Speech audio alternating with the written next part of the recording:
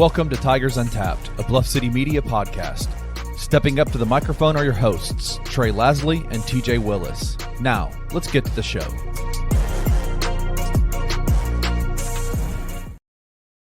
What up, what up, what up? Welcome to episode 102. It is not TJ Willis and Trey Lasley. It is It Trey could Lasley. potentially be TJ Willis and Trey Lasley. We'll see. You guys will find out if TJ will be here the same time we do. He's having some microphone audio issues, and literally we thought he was restarting his computer, but he has not returned. So, given the timing, Kenneth and I have gone ahead and started the episode. I mean, I feel like this is just not normal, right? Like last week, it was you were on vacation for the 10th time in 10 weeks. Yeah. And then now TJ's having.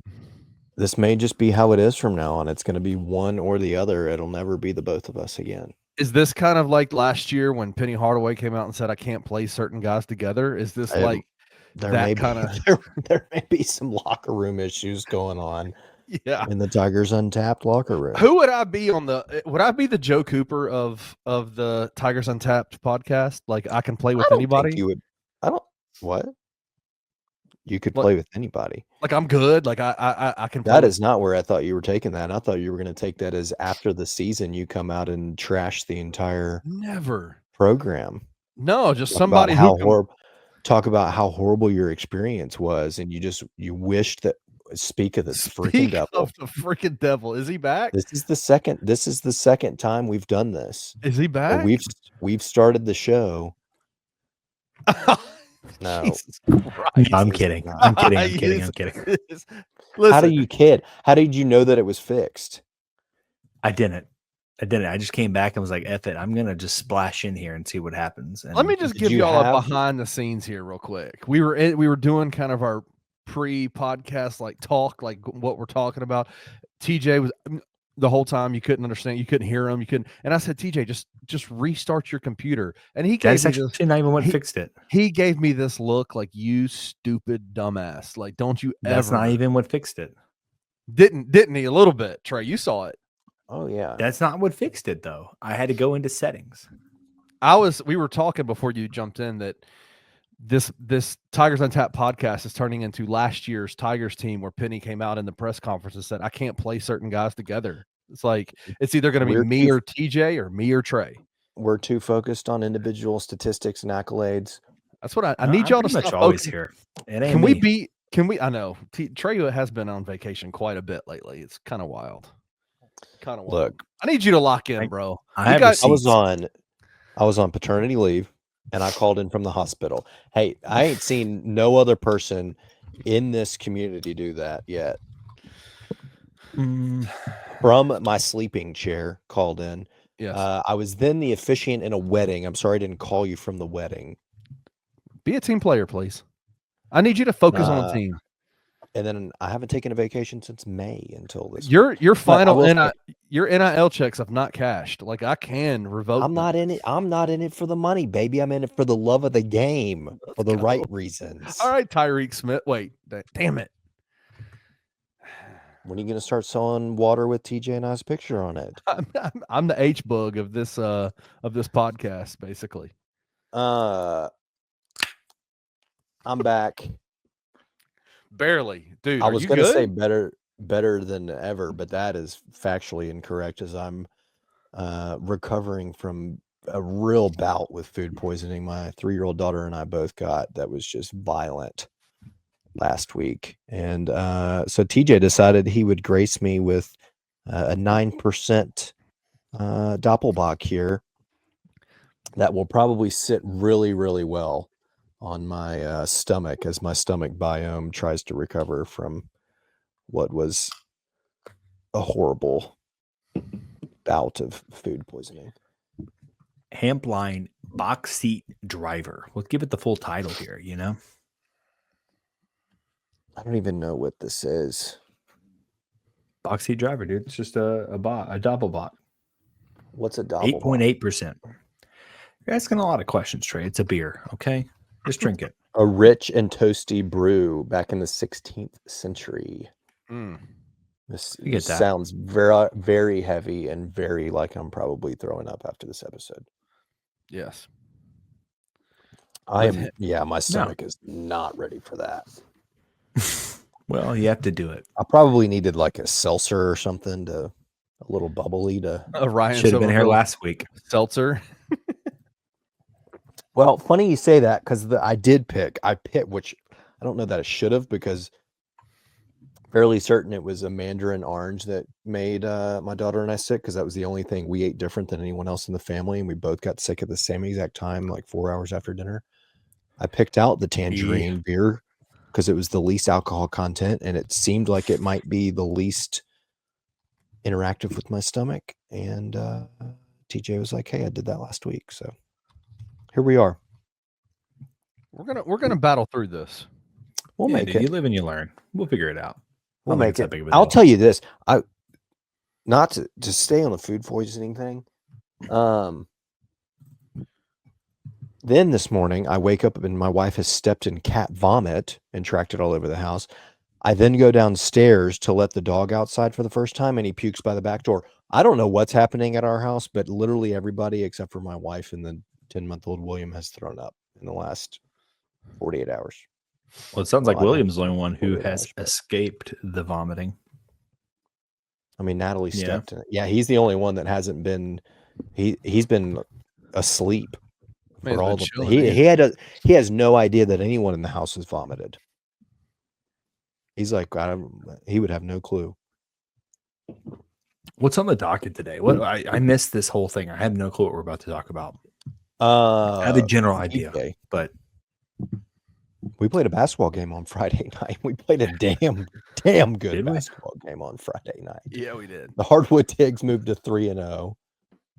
They're climbing Ken Palm. They're climbing Bartorvik. We're up to 37. Knock off the Ohio Bobcats 94-70. And honestly, I think one of the best early season games the Tigs have played in a while. Yeah. To be honest with you. I mean, they were favored by what? 14? I think it got down to like 12 and a half. I think that's correct, maybe. Yeah. But it opened at 14 and a half. You come out, you win by 24. Never really in question. It was I think Ohio led 2-0, and then you took the lead 3-2 and never even look up a minute later. Yeah. 18-4 a minute later. Right. Very I saw a couple people saying same terrible first half, and I'm like, it wasn't really the same terrible first half. We got down by like 14 or 12 in the first two games and then had to battle our way back. This one, you got out to a much faster start, and then you ran into some weird NBA 2K shit where Ohio just made 7 straight threes, which is literally, if you ever play NBA 2K online, like that kind of stuff happens. A team will just make threes. Yeah. They legitimately just made 7 straight threes, and it was the most ridiculous thing I've ever seen in my life. They also, speaking of 7 straight, they also have 7 individuals named AJ in a variety of spellings on their team. You have to be Aiden. AJ to be it was both Aiden and AJ to be on that team. Whether that's just an A and a J, or if it's AJAY, which is horrible. It's not great. But an absolute dominant performance. Shot 56% from the floor. Get this. A school record. This team and Penny Hardaway are setting school records. Never been done before in the history of the program.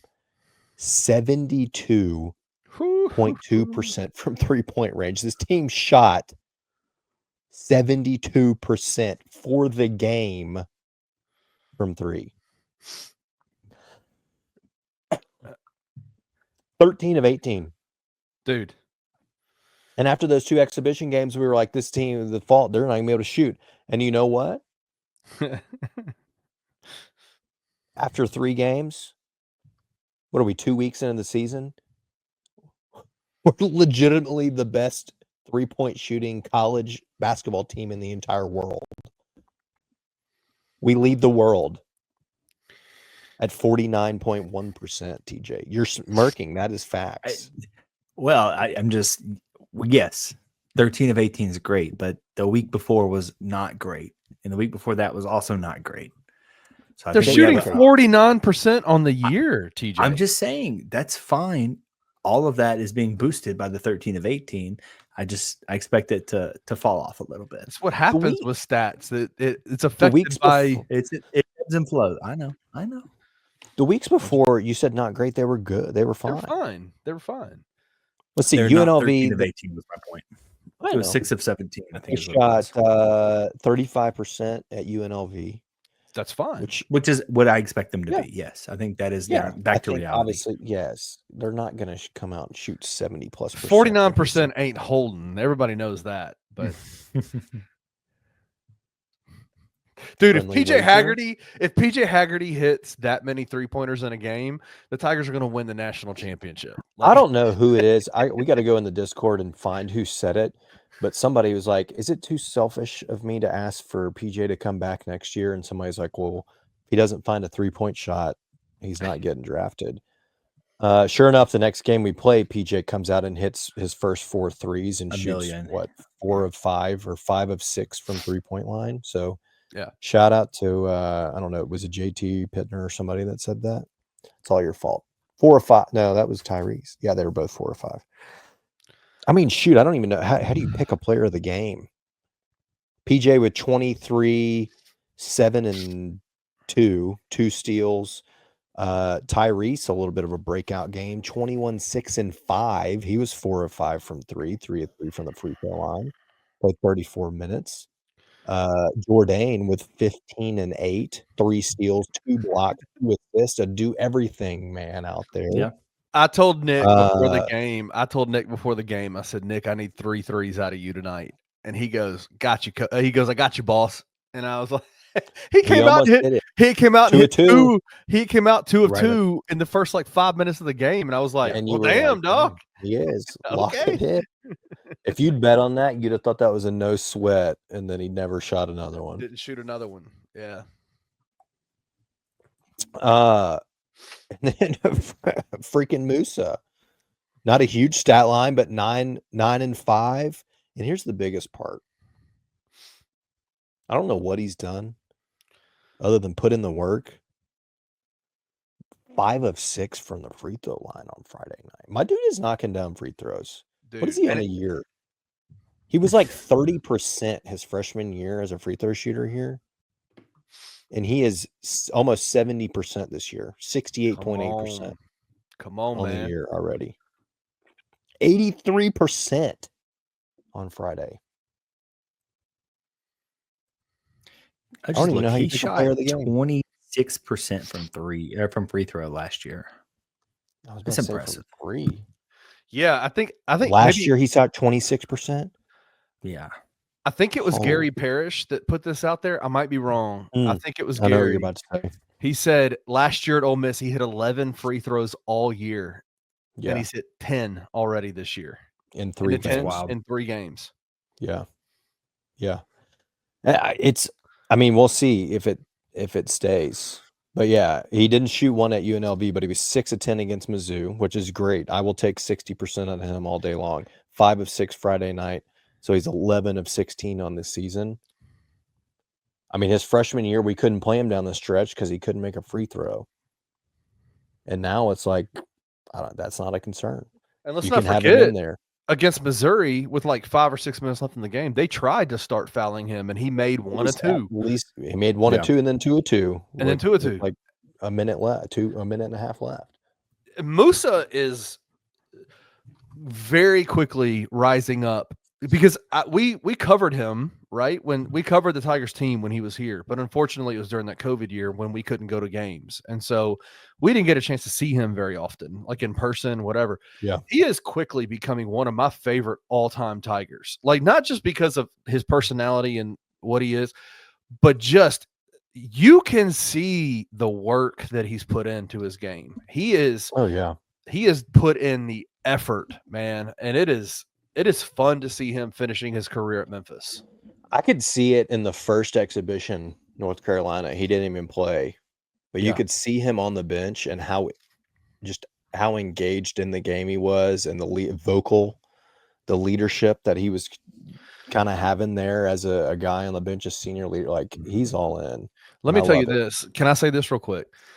There were two things. I'll say two things. Obviously, I'm on the court before the games, able to film and all that kind of stuff. And I got up. They were talking as a team right before starting five was announced.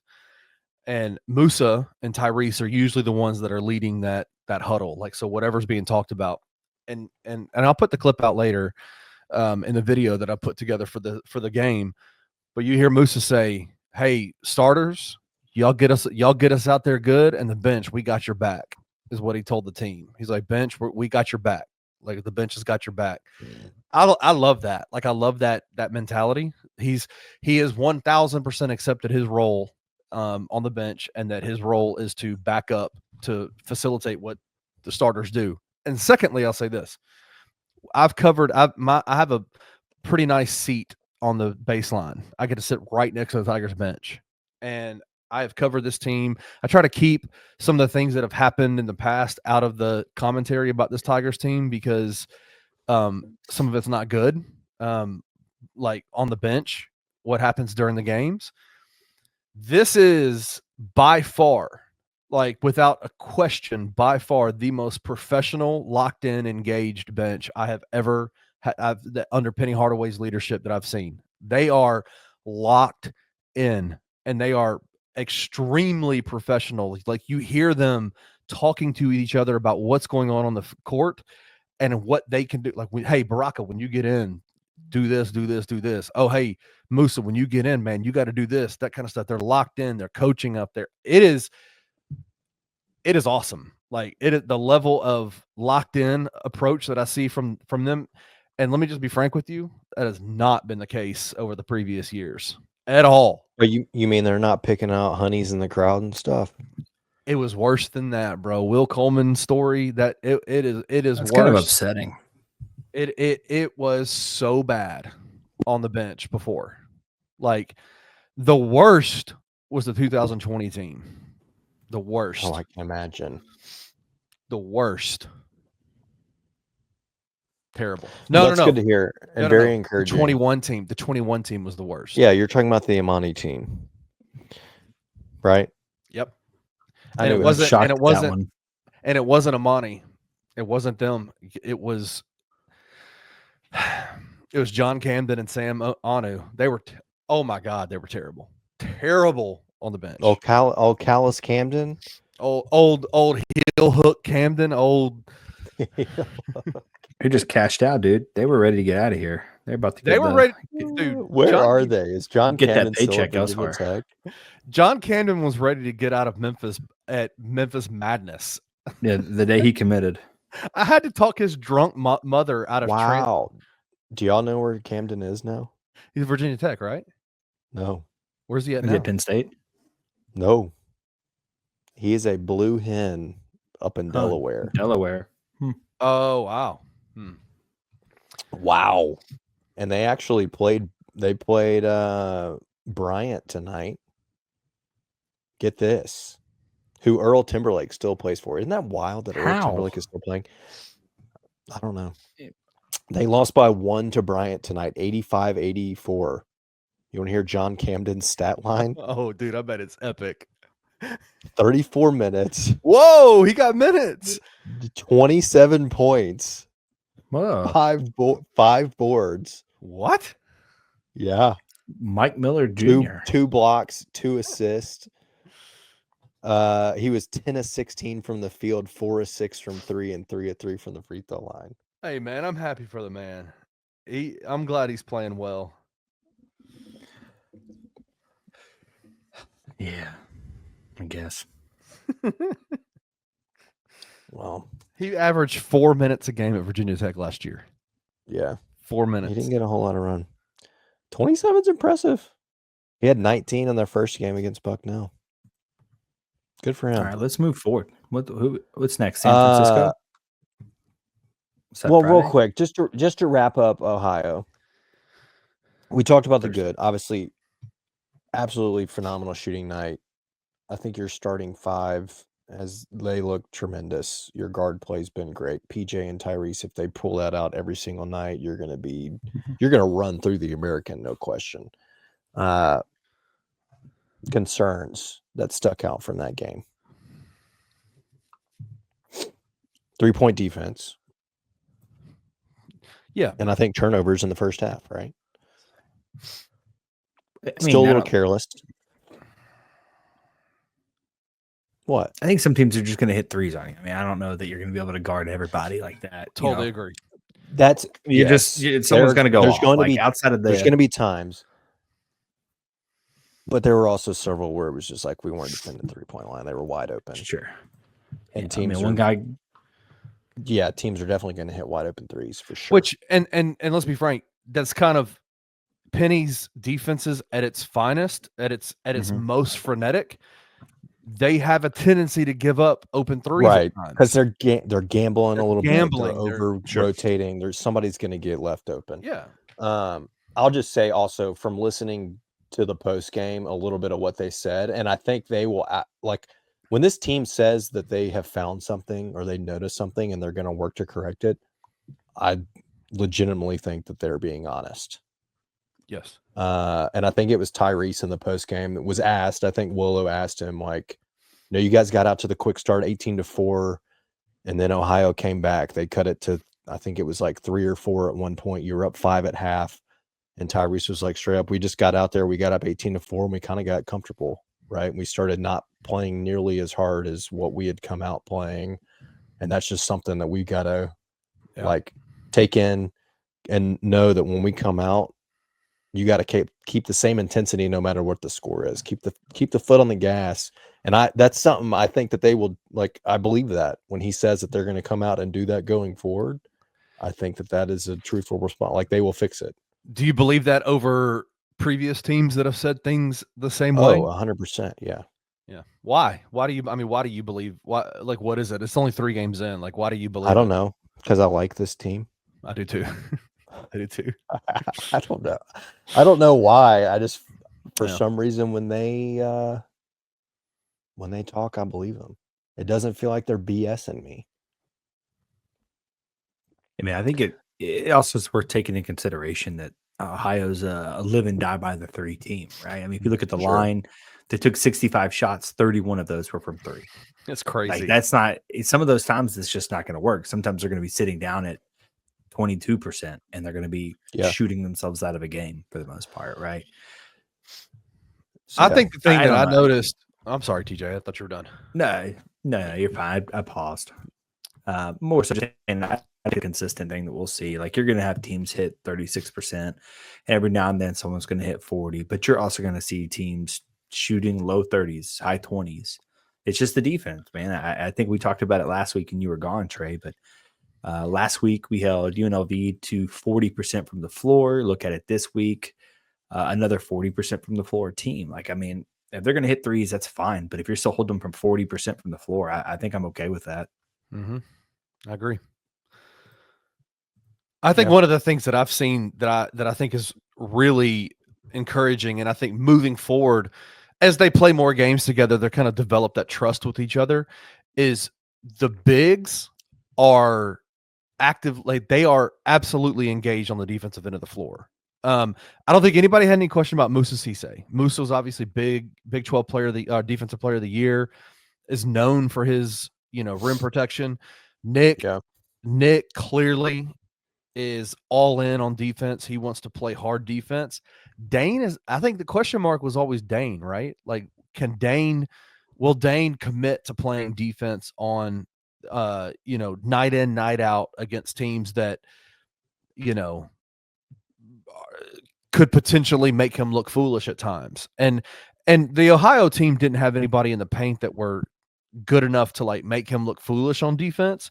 But the things that they ran, the motion offense that they ran, kind of created some opportunities for Dane to just kind of get lazy on the pick and roll, the lazy on back cuts to the basket. Like, he didn't.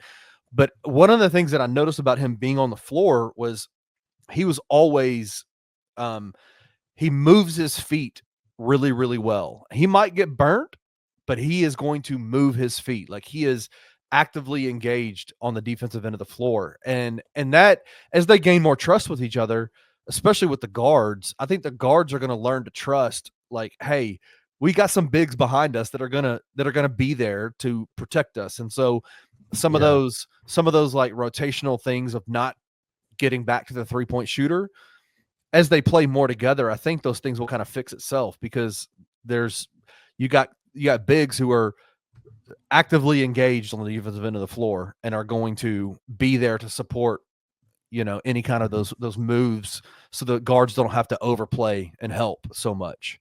Does that make sense? Yeah, it does.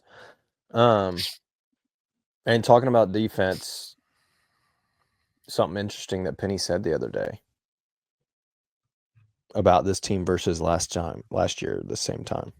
Yeah. That I picked up on. He said last year at this time they essentially had one defense installed man to man. And this year he's got 5 already. Now, I don't know if everybody saw it. Kenny sent us a screenshot of it, but a former staff member kind of made some eyes at that quote. I think you would say implying that maybe that wasn't the truth, but the way that I look at it is like, okay, maybe Pennington's saying that's not necessarily true, but Call the way him I'm out by thinking name, of it, I guess. who I don't care. I don't know It's Andy just anything. fine. He's going to tweet it. You It's out said there it. for the public. They can go You see said it. a certain staff member as if you weren't going to say Well, it. You're I like, don't. I'll Andy drop his Pennington. name. At Andy Pennington. Whatever his Twitter handle is. I think pull it up. We'll show it on the screen. Kenny puts it right here. I think what Penny means is they may have gone over some other defensive sets or defenses last year at this point in time, but he didn't feel comfortable running anything other than man-to-man. That's exactly what Penny Hardaway meant when he said and that. this year, he feels comfortable with this unit that they have legitimately 5 defense installed that they could call on at any point in time, and they can run. You know what? First thing I thought of when Kenny sent that was Sourpuss, freaking Joe Esposito. Every time Memphis did anything, Do not bam.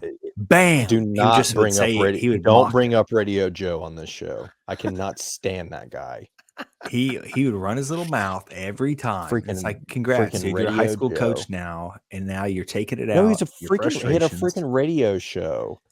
I think he was a high school coach too. I think he was double dutying because you only make like $30K doing that. So, whoa, shit!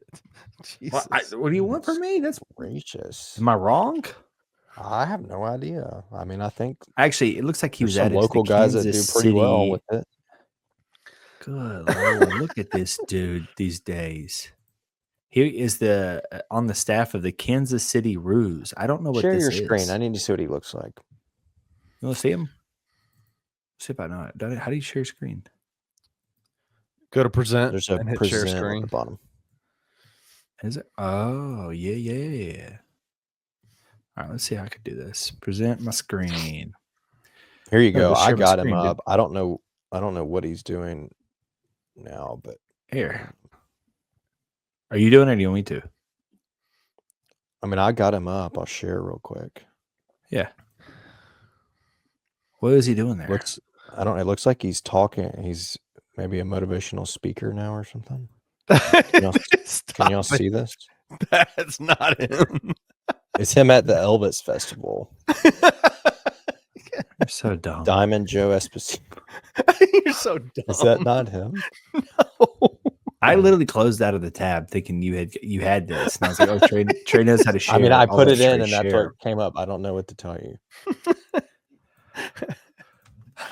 He had a blue shirt on. I figured he was wearing some leftover Tigers gear. You're so dumb.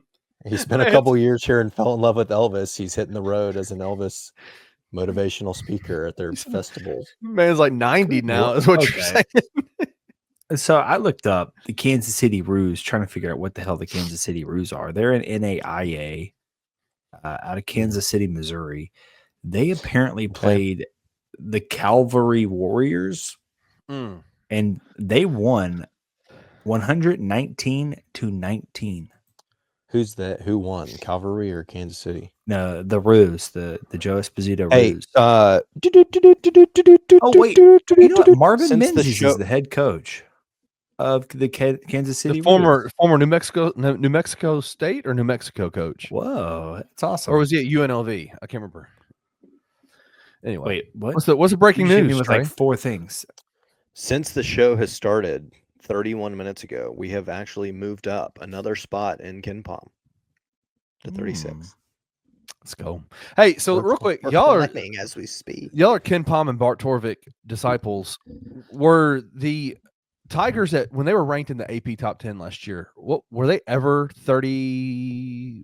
What was We their started the year. I'll tell you where we were this time last year exactly. On Wednesday, November 22nd last year, we had just beaten Michigan, and we were 32nd in KenPom. And then the next night we beat Arkansas, and we moved to 27th. I'm looking when we at were Bart Torvik 15, when we were 15-2, we were 51st in KenPom.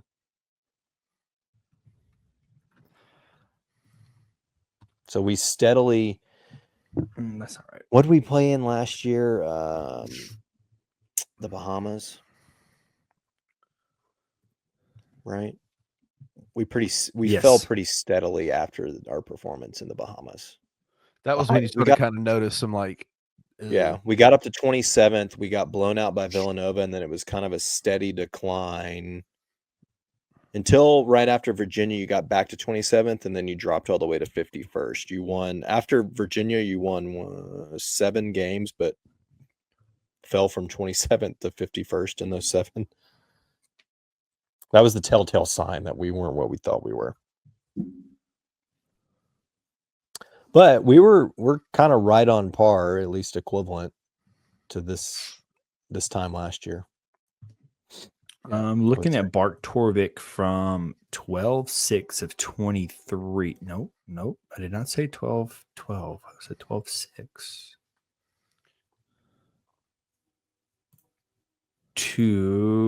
When did the last loss occur? 114 was. It just told me these numbers don't commute. What the frick? This is 57th at the highest on Bart Torvik. I think it's because of the numbers I entered in, but what, like the range you put in? Yeah. I mean, so if you look at it from the start of the season until after the last win against Wichita, we were 72 at 15-2. But you're right there with Grand Canyon, who's 15-1. So you kind of are what you are, I think. Yeah.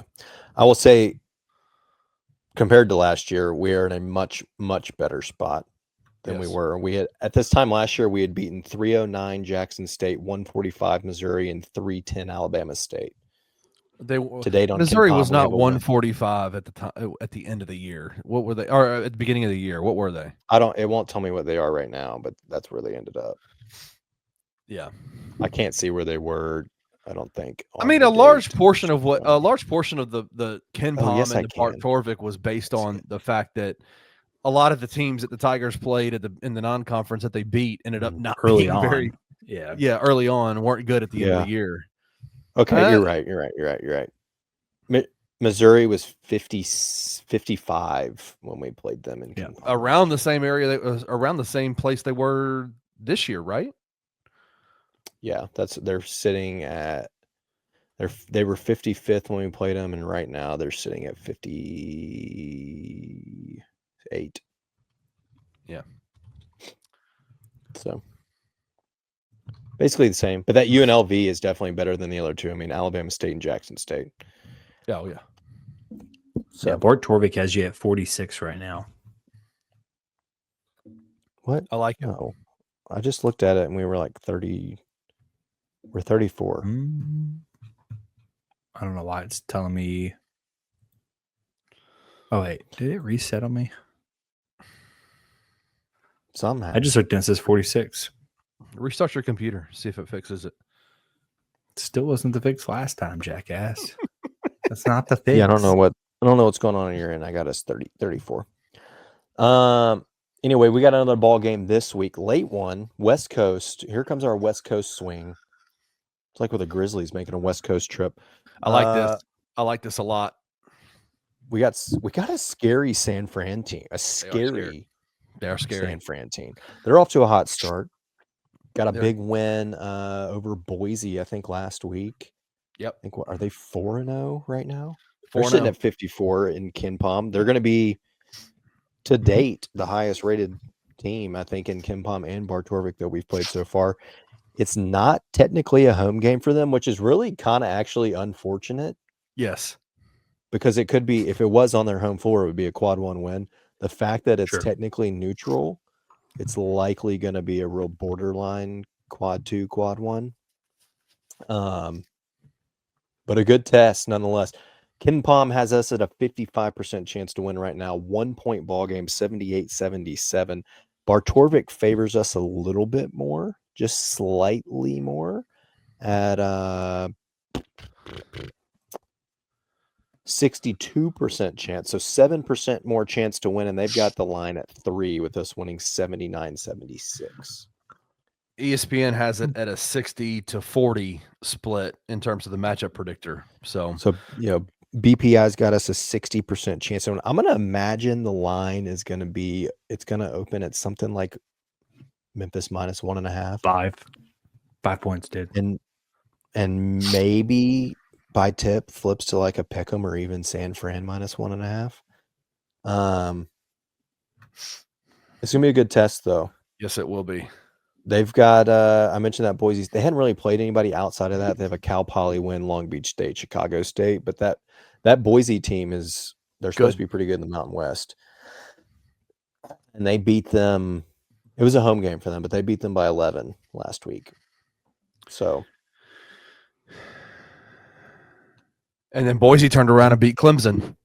So beat them by 13 in Boise. So who then Clemson comes to Memphis, right? So it's going to be. We go to Clemson. Do we go to Clemson? Yeah, we go to Clemson. Also, did you guys know that game was at 10 a.m. local time? The Clemson Memphis game? Yes. Have we ever played a 10 a.m. basketball game before? Why is Clemson playing a 9 a.m. game? Well, they're an hour ahead, so it's 11 for them. Oh yeah, I went the other way around. But it's on ESPN2 at 10 a.m. local time. Oh, that's wild. I mean, that's why I didn't even know. I 11. thought the first games on ESPN were always 11 Central. Because I guess that's college football that game day goes to 11. Anyway, I don't think we've ever played at 10 a.m. I just want to throw it out there that it looks like San Francisco is shooting 50.6% from the floor. So just something to take in consideration, considering our last two affairs. What their offensive rating is 52nd. They're about middle of the pack as far as D1 at 34.5% from 3. Wait, what did you say they shot? ESPN has it at 50% from the floor. I don't trust ESPN though. That's just where I happen to be. Oh, that's from the floor.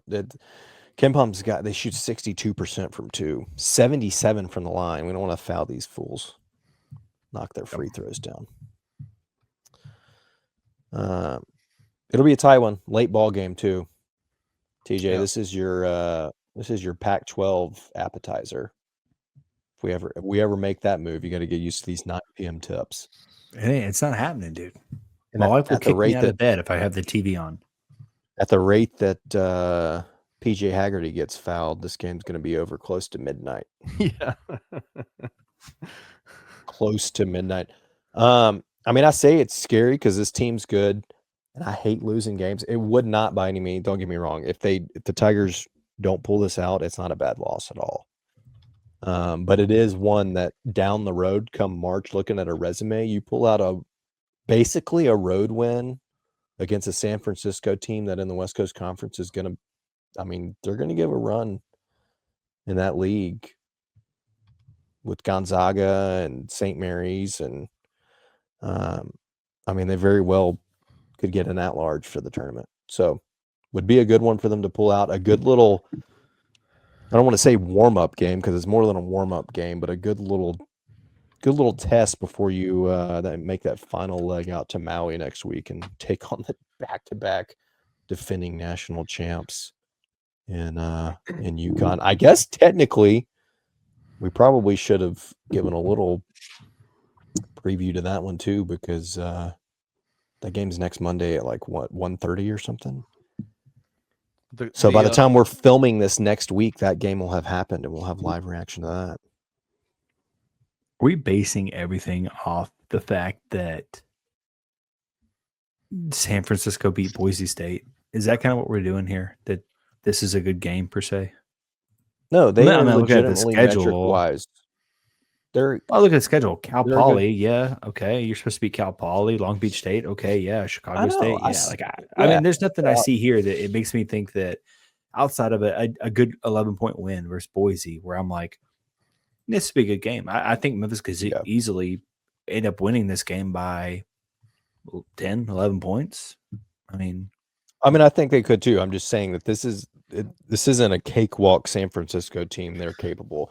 I think Boise, I didn't watch that game, but I think based on some of the tweets and stuff I saw, I do not think Boise played very well. They actually played really poorly. Yeah, they shot 18% from three, 47 from the floor. Looks like they only had 7 turnovers, but didn't play very well. Metrically, the computers like the San Francisco team. They're going to be right now the highest rated team we've played. And it's still early. So it's still just crazy to me. Test. It's crazy to me how this non-conference schedule that Penny's put together. I was looking at the December games, not to totally get away from San Francisco for a second, but the combined record right now of the teams they play in December is 18-2. 18-2. And that's impressive, man. Like that's speaking of combined records of opponents, you want I'll just give you a for instance. We could be listen. I said this in another show, but the Tigers were picked to be second in the AAC this year, right? Preseason, second place behind the vaunted Andy Kennedy and the UAB Blazers. They kind of started off rough, right? Like they started off 2-2, but they got right tonight, man. Auburn came to town and they beat them 109-63. That didn't happen. Pretty incredible stuff, man. They came out and put a beating on them. It was the satellite campus of Auburn Montgomery, which is a D2 college, but they got right tonight. They're now 3-2. They just beat a D2 college 109-63 on their home floor. We could be the UAB Blazers, right? Like we could be playing Auburn Montgomery, or any other team in our conference that schedules the most ridiculous out of conference schedules. Okay, we have 13 out of conference games. Yeah. Only 2 of them are not top 100 currently in KenPom. And one of those, Arkansas State, is 104. And by the time we play them in 3 weeks, Arkansas could State very well be top. Yeah, sorry, Arkansas State. Could be top 100. I mean, I think they're picked to be in the top of the Sun Belt Conference. And then the other was Ohio that we played on Friday, and they were picked to win the MAC. Yeah. So even though they're 160, that's still theoretically at the end of the year could be a tournament team. Every other team that is on your out of conference schedule, 58, 95th, 54, 5th, 82nd, 45th, 77th, 28th, 50th, wraps it up. And then you either have Colorado, Michigan State, and then the other possibilities in Maui, all top 100 out of conference games. It's a ridiculous slate when you compare it to, what Kenny was just saying. Let's very quickly go look at UAB's out of conference. They lost to Vermont, who's 127th. They then played 216, 264, lost to High Point, who's 108, so almost top 100. They play 176. They played Auburn Fiji Fraternity today that's not even ranked. 156, 349, 104, 343, 353. They have more games against teams in the 300s, sub 300 than we have that are above 100. Have you seen FAU's basketball schedule? It's actually pretty good. It's pretty good. I'm sure it's pretty decent. It's they lost. Who did they lose to the picked other up day? here. Not lost it. Charleston. Okay, here we go. Charleston. But they have Liberty, UCF, who they've already played both of those. Oklahoma State, the Charleston Classic, which could put them up against Miami or Drake. They have Michigan State, pretty much 2 weeks before they take us. No, we go there. Are they playing in a? Are you looking at this? Is this real? They play Michigan State on December 21st, and then don't play another game until January 2nd. January 2nd. Yeah. Are they legitimately taking 2 weeks off? It's Christmas, dude. What are you gonna do? You don't play a game for. That's insane. There's no way. Is that Michigan State game's got to be some kind of like. They got to be playing some like multi-team event or something. I mean, Memphis has one game in there. It's the only thing separating the two. Yeah, but like I don't know. You don't think going December 21st to January 2nd is? No, it's a long time. But again, with break. Christmas and travel, whatever. Well, Dusty May would never. Would never. All right. Well, whatever. this time you next think week, that San Francisco is going to beat us. That's what you said. We get it. No, Okay. I'm not saying they're going to beat us. I'm just saying it's a good road test. It would be a very good win, I think, for a resume come into March, beginning of March, and you follow it up with a real good shot with really, honestly, nothing to lose against the back-to-back defending national title UConn Huskies down in Maui, and we'll see what happens. It's feast week. It's the best time of the year. I don't have my expectations aren't through the roof. It's just like, hey, let's go to Maui, see what happens. I'm not going to be overly concerned if we come out 1-2. I will be absolutely thrilled, top of the world, and ordering Final Four tickets if we come out and somehow win that thing, or even possibly if we beat UConn, I'm probably booking a hotel room in San Antonio. So we'll see what happens. Next Monday night could be weird. We could be bringing Travel by John onto the show to get us a group rate. Sure, he'd appreciate that. Well, shout out Travel by John. So shout out Travel by John. With that, I need Travel by John, tell the band to play something other than freaking Zoot Suit Riot. I need something else at football games, but we'll talk about that here in a minute.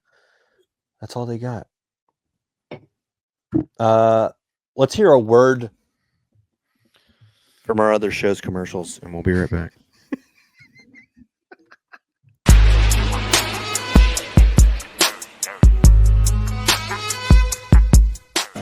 Did you enjoy Zach Edey's stare down of JV? Loved it. I loved it. I'm gonna tell you what else I love. I love Zach Edey at the end of the game against Portland. When Bantam went to the basket, like I'm not gonna just give you a layup. Blocks it out of bounds, and then they had their little interaction after the game. I'm loving what Zach Edey is doing, and he's doing it whether in the starting role, whether he comes off the bench. But there is a undertone of nastiness that's within him. It's a quiet nastiness, but there is no back down. That look that he gave JV, and JV he didn't want to look him dead in the eye. That first part, it didn't become a back and forth thing until a lot of people got in between. Mm-hmm. But Zach Edey just the entire time was And I told you before, those are people you get scared of. Tune in to the Night Court podcast with your hosts, Rob Fisher and Brevin Knight, on the Bluff City Media YouTube channel. You played with Jacob Rayview with Son with the hustle and on the grease. Yeah, hold on. Yeah, we don't do no Jake hate on this side. That's my dog. Bro. I'll be on Twitter, bro. I don't know what I'll be on Twitter seeing everybody hating on Jake. That's my dog. You ain't never seen me doing that. Who? Okay, I'm just making sure. That's my dog, bro. I gotta get off the Grizz Twitter. I don't know why I see it all the time. But I saw like somebody say that he's played well when he's had opportunity. You know what I'm saying? Consistently. Yeah. Like for me, like when I saw Jake my rookie year, he played well when he was with the hustle. You know what I'm saying? Obviously it's a little different. But he can go. You know what I'm saying? Like he's always been able to go. He's just kind of had unfortunate situations where he got hurt, where he was sick, where he just random things that pop up that has kind of hindered him from playing. And on top of GG and Vince being really good. Now he's getting consistent run, which I said like the 11 man is strange, but it's helping him out. You know what I'm saying? It's helping Santi out. Like it's helping guys out. Pitt's playing well. You know what I mean? So it's like it's good for those guys. They get to do more. This new offense that they've been running has been good for guys to just make plays. You know what I mean? Tune in to the Anthony Sane Show Wednesdays and Fridays at 12 p.m. weekly on the Bluff City Media YouTube channel.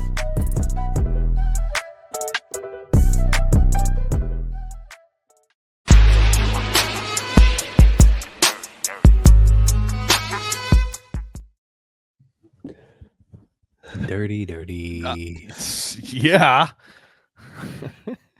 Yeah. Jesus Christ. I don't know if y'all saw that, and if you're listening on the podcast, this isn't gonna make any sense. But that clip from the Sane Show cracked me up. Watching Anthony cuddle up in that blanket during that interview. I noticed that too. I was like, Anthony, you're playing with your binky, dude. What are you doing? It was cold, dude.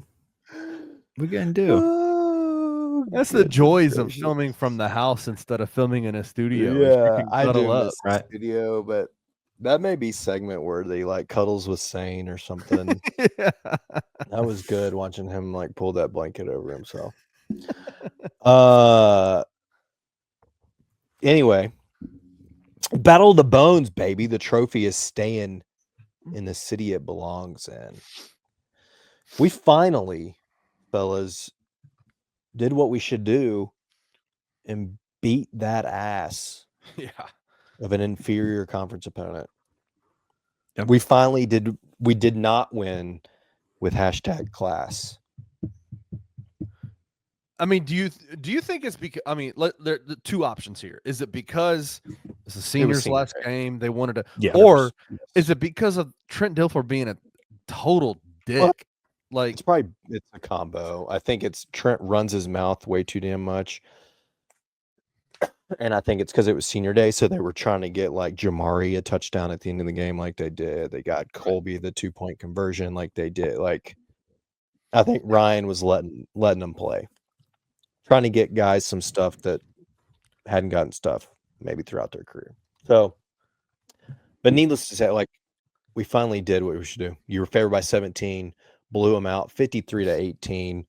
I mean, it was never really in question. You got up 18-0 and let them score and cut it to 10 like at half. 18-8 or something at half, right?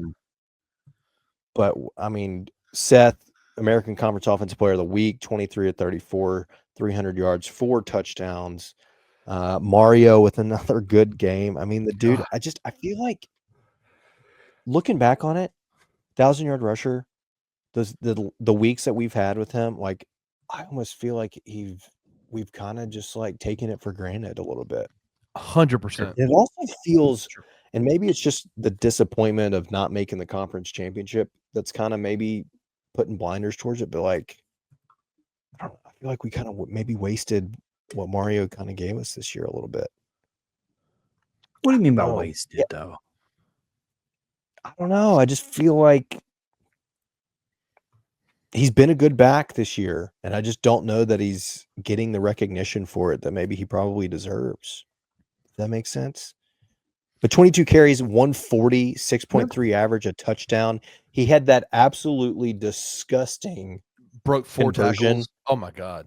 Just the check down pass that Seth made on like a 3rd and 19, Oh. immediately jump cut and juke the 2 defenders and then hurdled the dude and got the first down somehow. God. Oh god. I don't know what it is with him and hurdling, but he's done it at least once in every single game this year. And I think Every that's game. the first Yep. time that it's like worked. He then tried it again later towards the goal line and got absolutely like pile driven into the ground. I will say this, he makes some fantastic plays like that, but he gets hit hard when he like he Yes. has gotten And the reason- crushed a few times. The reason this was something I was always told growing up, like, and I think it's because he runs so damn hard is why he's not like, he gets hit hard and he's fine. He bounces right back up because the harder you're running, that's what I was always told. Like, if you're going as hard as the other person is hitting you, it's not going to hurt. It's when you get timid and like try to lay back and get crushed is when it gets. He runs so damn hard. I just appreciate Mario. I don't know. I feel like he's not getting the fun recognition fact. and appreciation that he should for what he's contributed this year.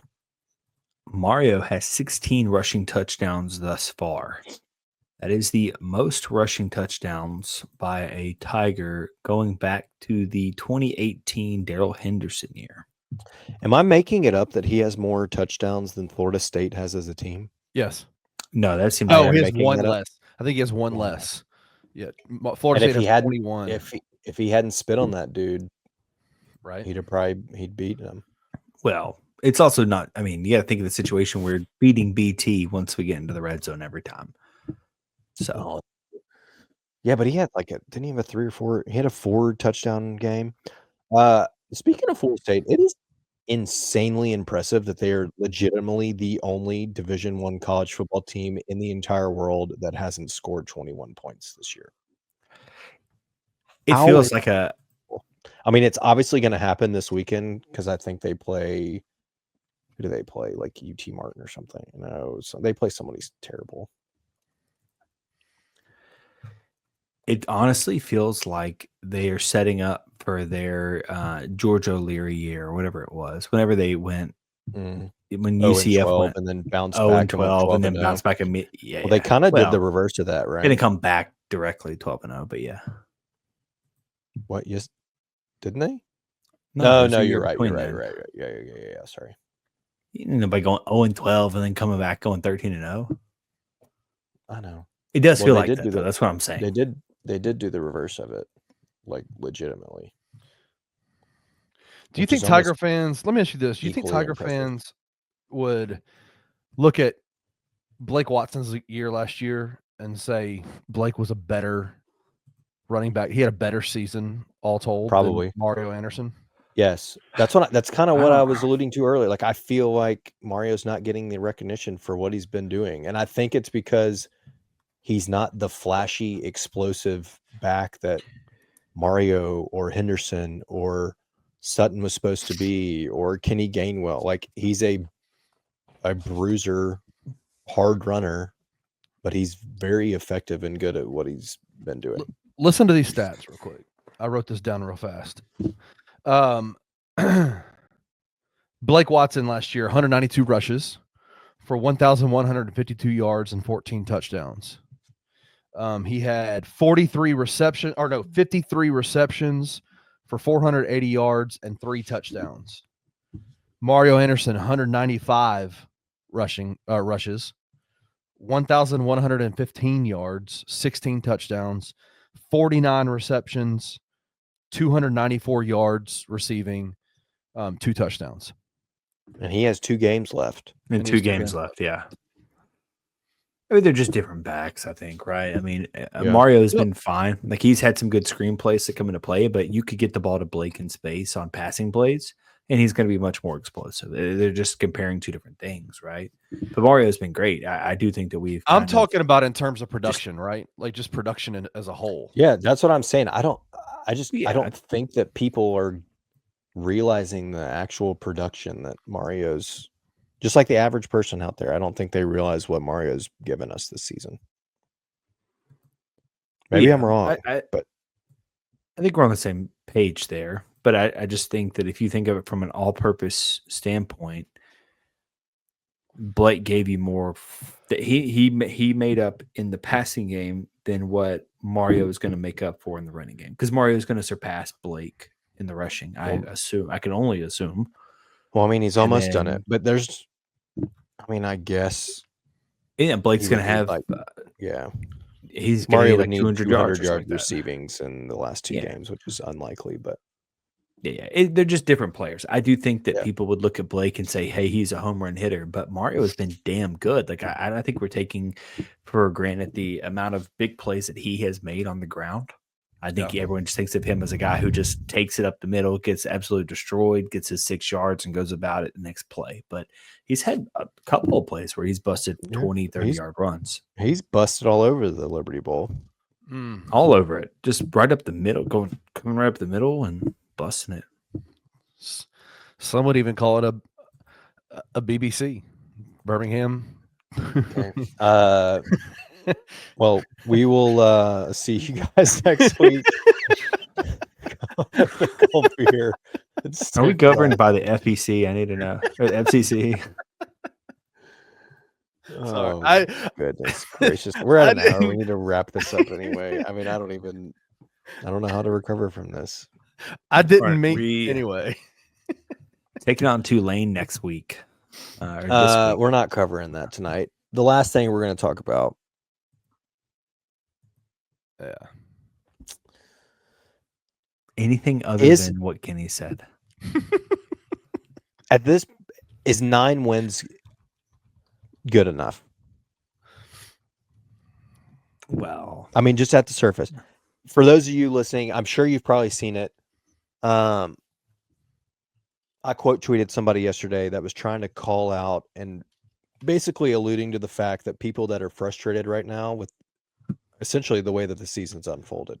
Right. Because the expectation was set. You were picked to be the favorite to reach the conference championship and ultimately win it. That those that are not satisfied with 9 wins are essentially not true fans of the program.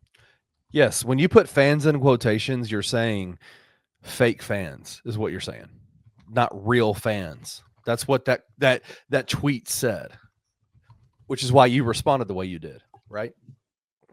Right. I mean, he was essentially saying because, and look, we've been ranked again in the coaches poll. Shout out, 24th. We're second receiving in the AP poll, 27th. We'll see next week. I mean, I would be shocked if we somehow find our way into the college football playoff rankings. Maybe they do it just so they're setting up for the only collegiate football game on Thursday night to be 2 teams that are ranked in the college football playoff. I don't know.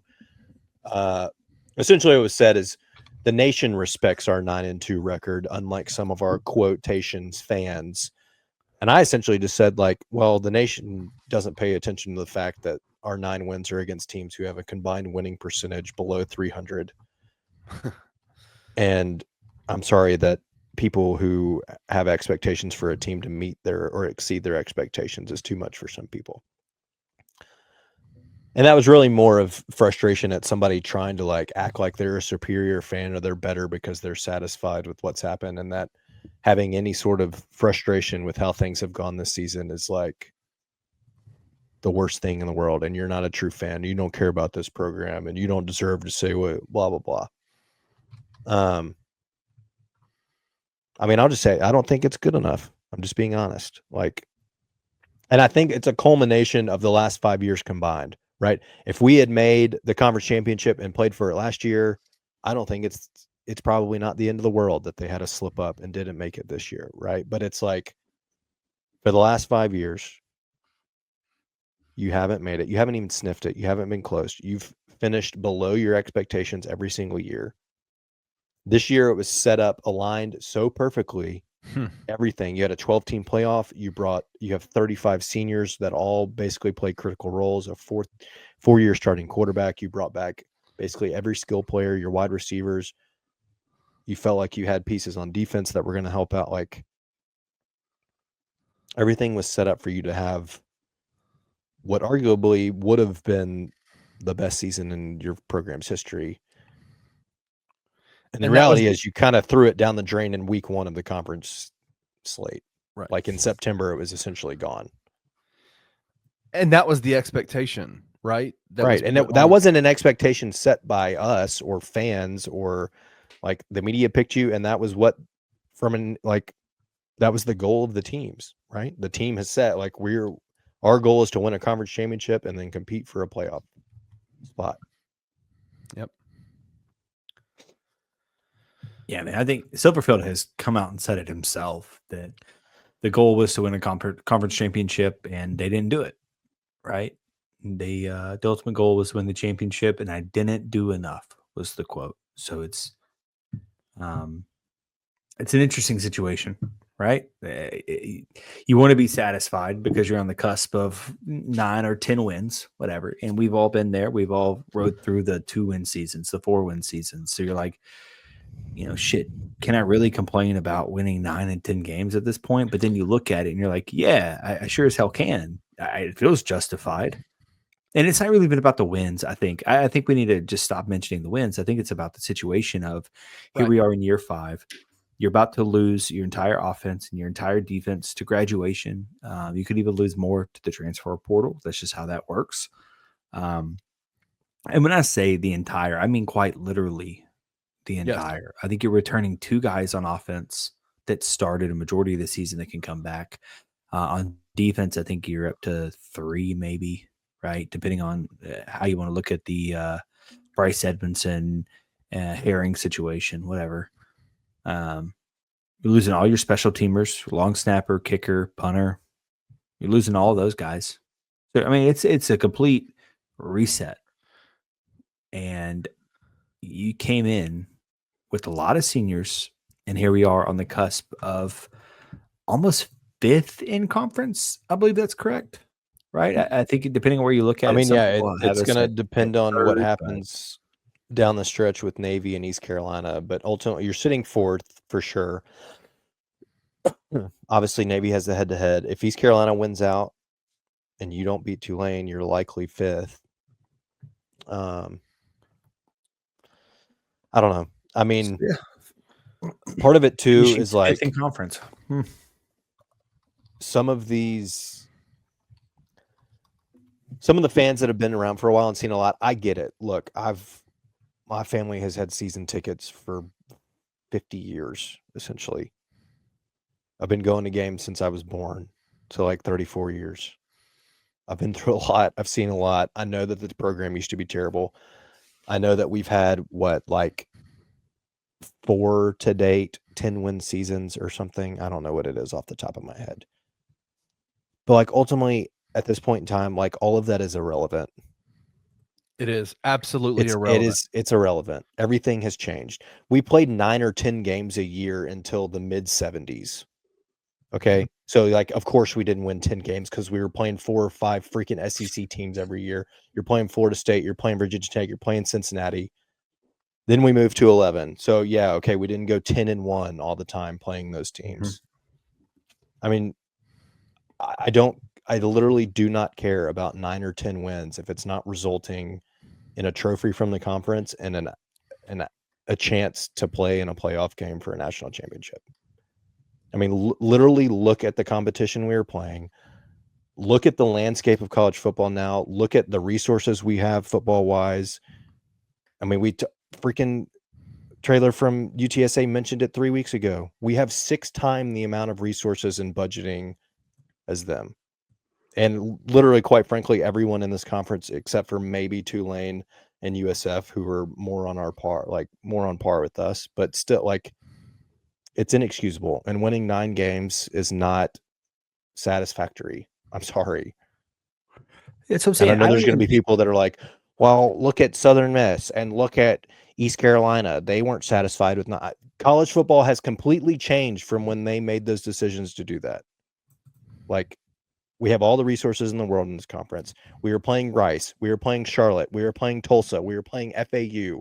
We are not playing Cincinnati and UCF and Louisville and Florida State. And I mean, we played them this year, but not in the conference. Like, it's just a totally different landscape. And it just doesn't, all of that is so totally irrelevant to today. you got to get away from the number of wins. I think put that completely aside. Just look at the conference standings. Army, pretty easy schedule, 7-0. Tulane, 7-0. Tulane looks pretty damn good. I'll be honest with you.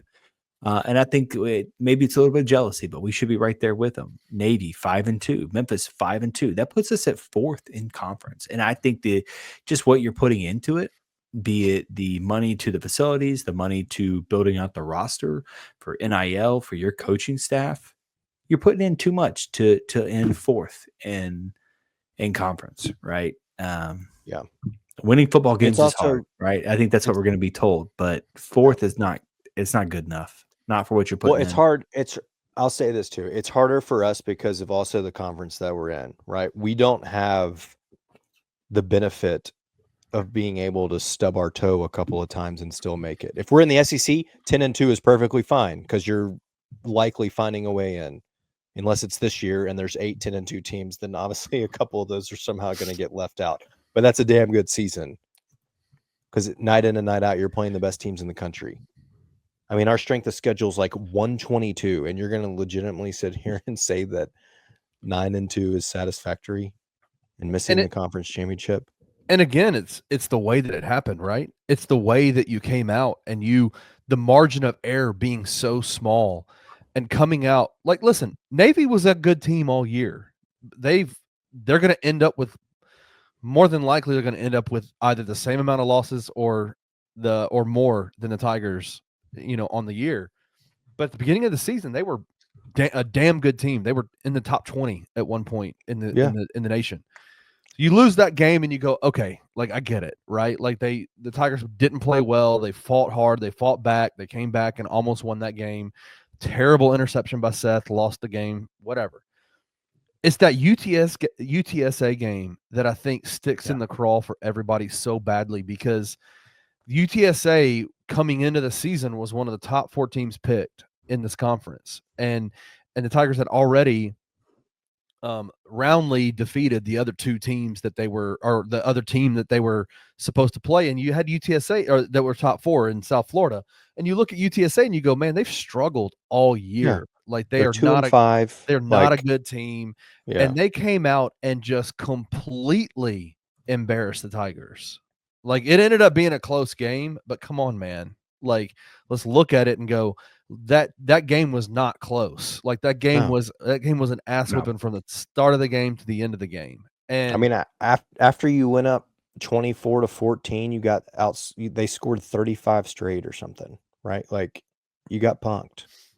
And it's just like that's the thing that's the most frustrating. And I think for me, as somebody who has been a lifelong Tiger fan as well, is if this was not, everything was so set up perfectly for the Tigers to be competing for the championship and for the college football playoffs with the team, the roster makeup, the way that it was. My concern, and I think this is why it's so frustrating, is that if it wasn't going to be this year, then when's it going to be? Like if it's not going to be this year with the way things have been the way things have lined up. Listen, man, Tulane is a damn good team, but Tulane is coming off of a completely revamped offense in terms of their major star and their quarterback. Their best quarterback that Tulane's ever had is no longer there. They just hired a brand new coach, and they are smacking teams up and down the field. Well, don't say brand new. What asterisk? First year to Tulane.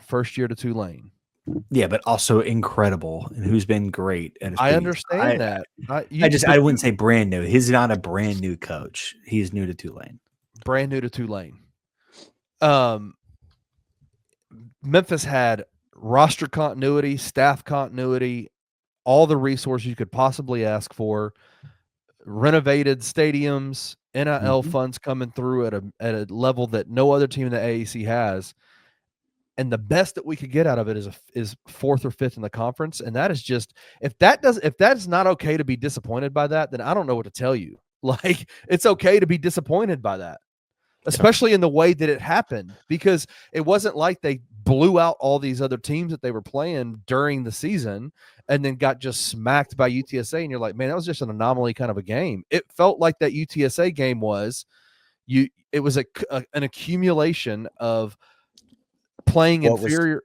what had been happening, and the only reason it hadn't happened before was because you were playing Rice, you were playing Charlotte, you were playing. You know what I'm saying? Like that's my biggest frustration is that it's like it just the entire year felt like it was just it felt.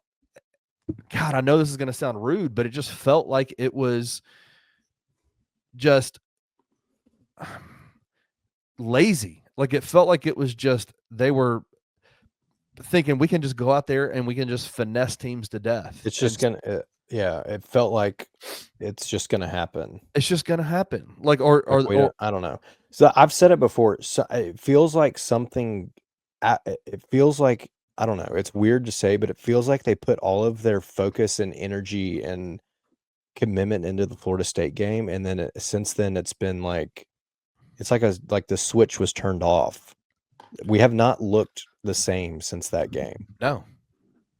Like go back and watch it, and it feels like a totally different the heart they played with, how fast they were playing around the field. Like, and maybe it is because Florida State's so ass, but like the team just looked different, and they have not looked like that again.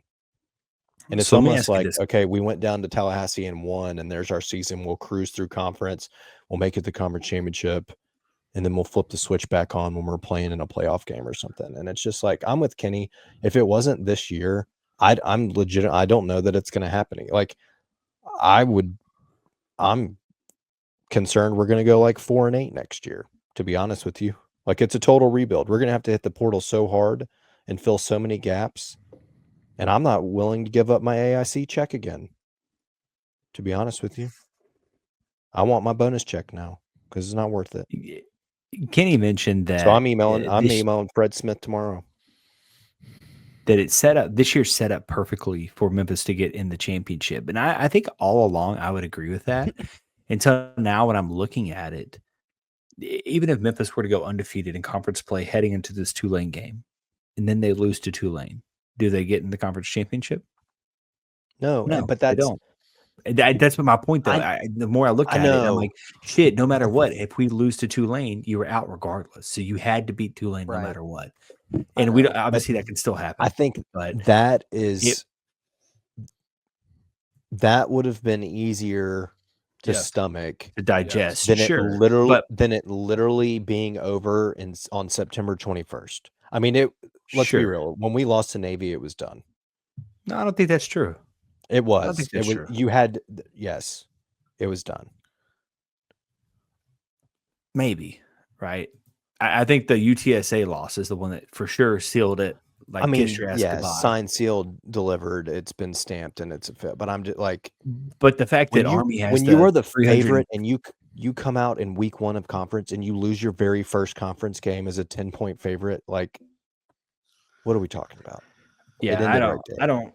That's whatever for me. I think you can afford one loss.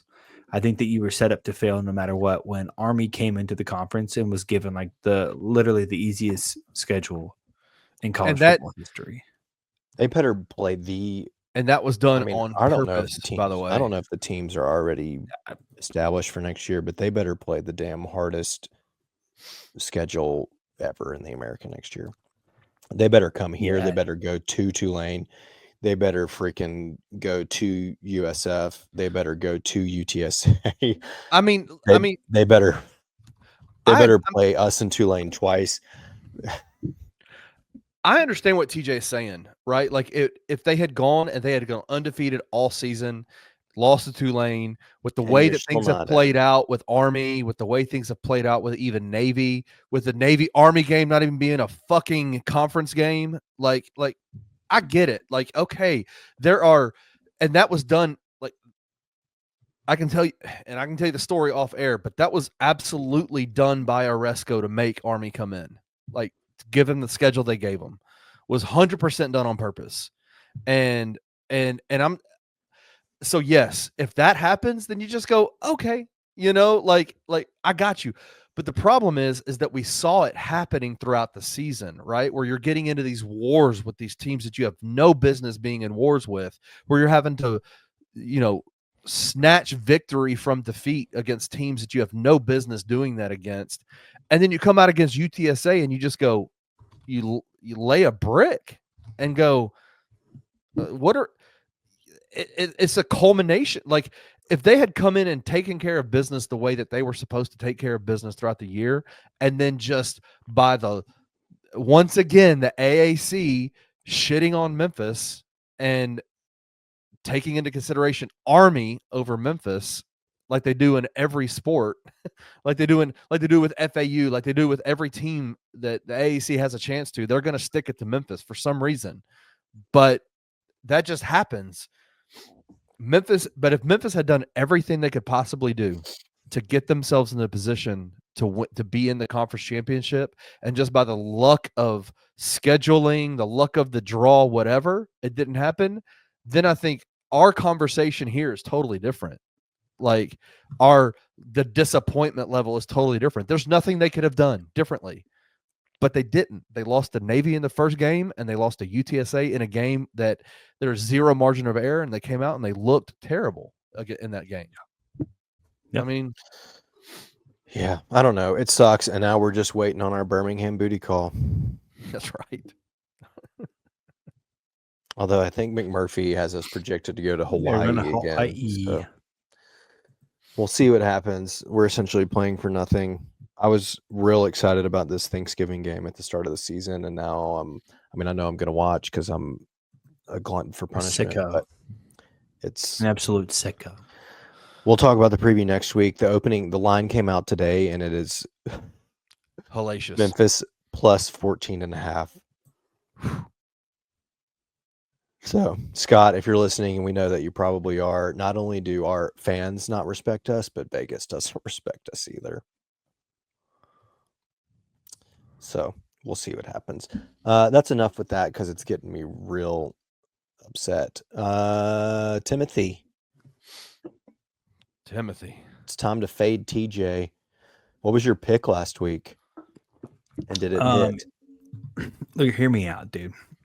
I'm out here breaking teams left and right. And right. I am breaking teams.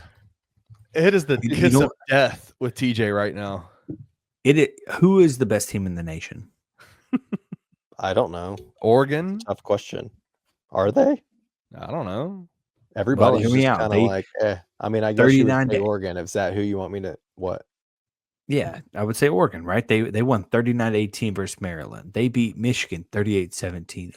Oh, did you number take Oregon 24 Illinois 38-9, 35-0 Purdue. Goodness, yeah, they beat Ohio State. I'm like, shit, Oregon, this is a safe bet. Let me boost my numbers up a little bit. Let's take Oregon to cover 14 points. Yeah, right. Yeah, right. Not my chair. Not my chair. No way. Anybody get that one? Goodness gracious. I can't remember what it's from. Oregon won. They won 16-13. They did not cover the two scores. In a real Big Ten-esque game. 16-13. Love that Big Ten football. Hear me out. I think I'm onto something. If I bet you, you're going to lose. So I'm going to pick Tulane to cover the 14.5. Well, that's next week. You can't pick it this week. Damn it. I'm trying to pick something. Yes, I'm trying to we can. reverse psychology that. I am making a executive decision here that we're going to pick that pick this week and next week. Fine. If the line's out there, you can pick it. Nobody's stopping you. 14.5. TJ's picking Tulane to cover the 14.5. Sorry, Tulane, you're about to lose by 70. My zero chance of that. I don't think we would put up 70 if we could. Baby. If TJ picks it, the Tigers are going to dominate. I'm telling you. Maybe. I'm going with the Florida Gators to cover 10.5 in the Swamp at 11 a.m. hosting the Ole Miss Rebels. Ooh. I know Ole Miss is coming off a bye week. I know they just beat Georgia big at home. It's an emotional win. It's a bye week. It can be tough to come off a bye week. Florida, Lagway in the Swamp.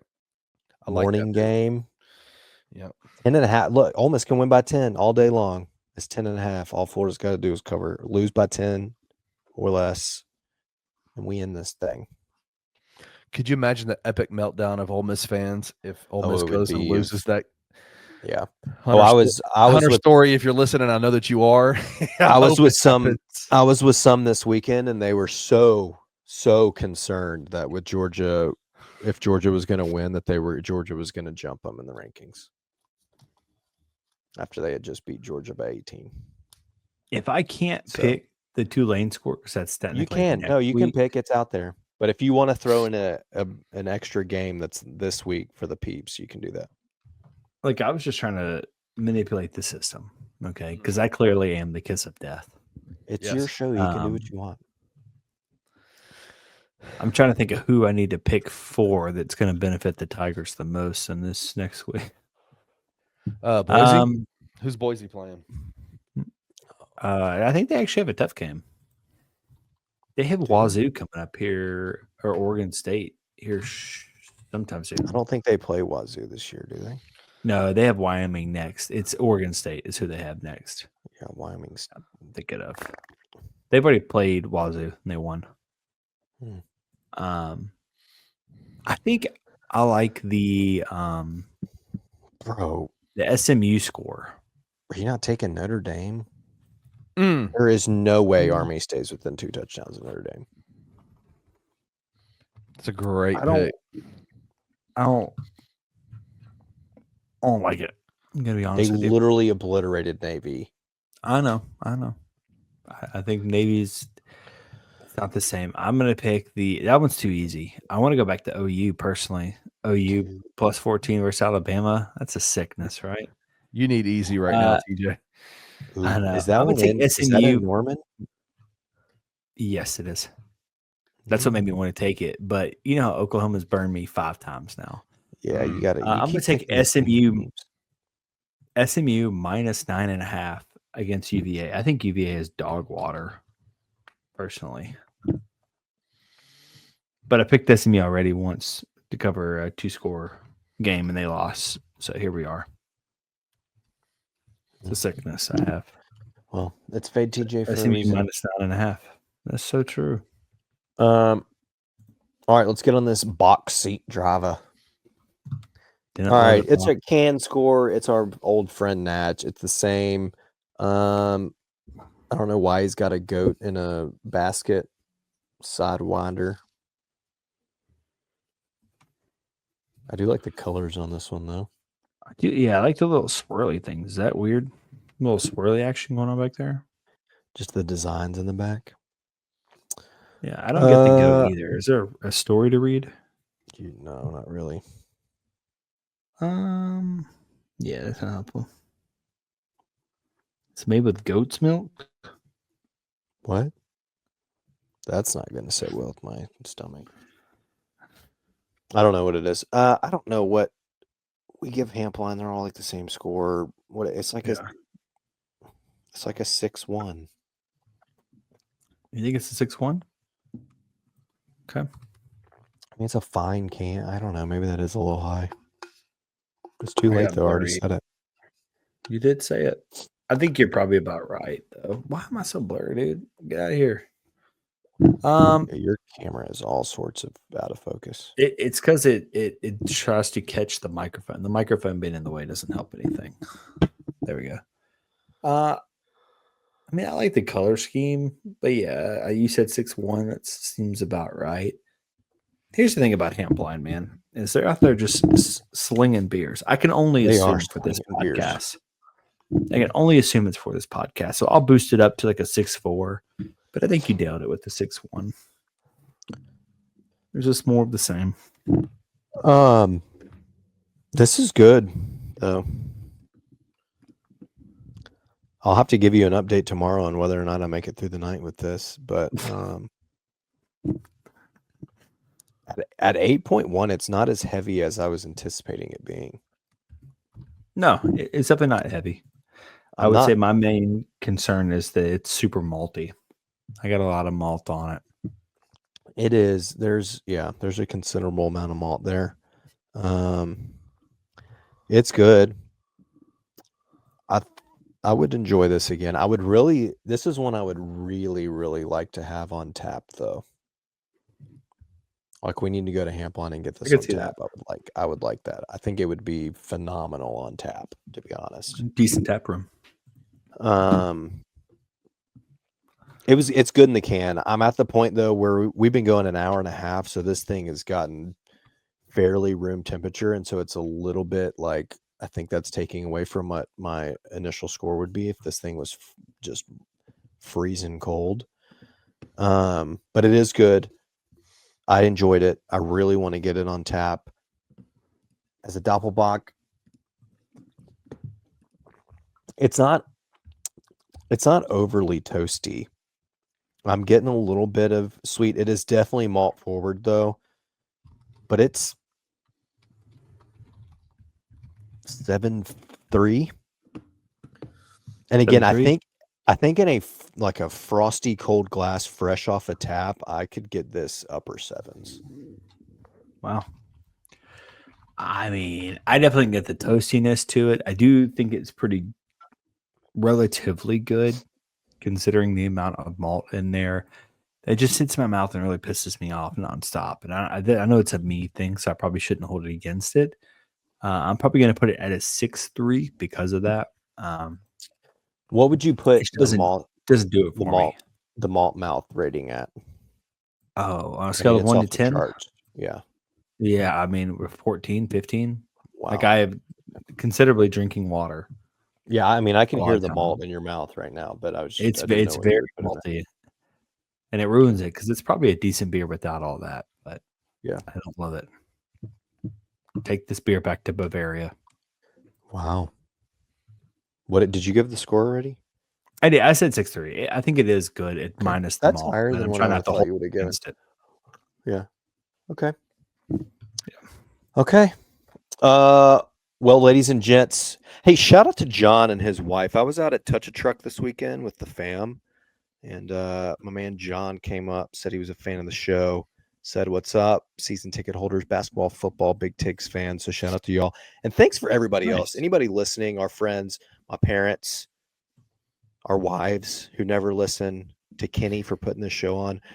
TJ and I do this for fun, but we do seriously. We appreciate everybody that listens. Yeah, and when man. you guys shout, like if we see you out in public, you say something, always feel free to come up, say something, talk Tigger sports with us. I mean, what have you. We do this just for fun, but it's cool to see those of you that interact and listen to us ramble for an hour every week. So we appreciate you guys.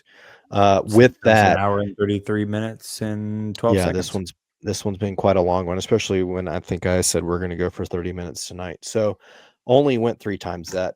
I mean, I think that's a producer's fault, but we'll be back next week. We need a shot clock. That might not be a bad thing.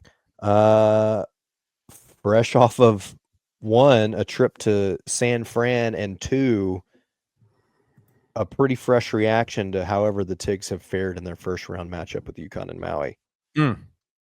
So come back next week with the cold beer straight for the hot takes. Peace. If you enjoyed this episode of Tigers Untapped, leave a rating and a review wherever you download your podcasts. Like and subscribe at Bluff City Media's YouTube page. Head over to www.bluffcitymedia.co for a comprehensive coverage of Memphis sports.